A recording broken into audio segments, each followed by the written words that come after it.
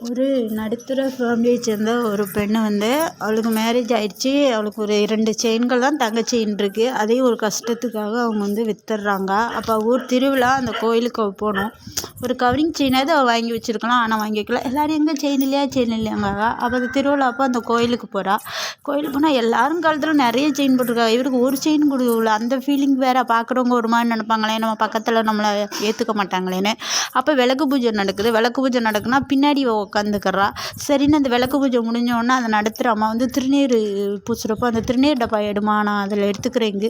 அப்போது இவளுக்கு ஒரு மாதிரி இருக்குது, நம்ம கழுத்தில் ஒன்றும் இல்லையே, நம்ம எப்படி அவங்களுக்கு இது பண்ணுன்னா அவங்க திரும்பவும் இதை எடு அப்படிங்கன்னா எடுத்து கொடுக்குறா. அப்புறம் சரி நமக்கு தெய்வம் தான் உள்ளே இருந்து நம்மளை எப்படி பாதுகாத்து கொடுக்குது, நமக்கு ஆசீர்வாதம் இருக்குன்னு சொல்லிட்டா.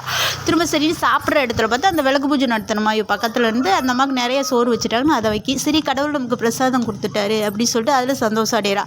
சரி வீட்டுக்கு போவோன்னு திரும்ப வர்றா. நடந்து வந்திருக்கோம்ல அந்த விளக்கு பூஜை நடத்தினத்துல ஒரு சின்ன குழந்தை, அவங்க சொந்தக்கார குழந்தை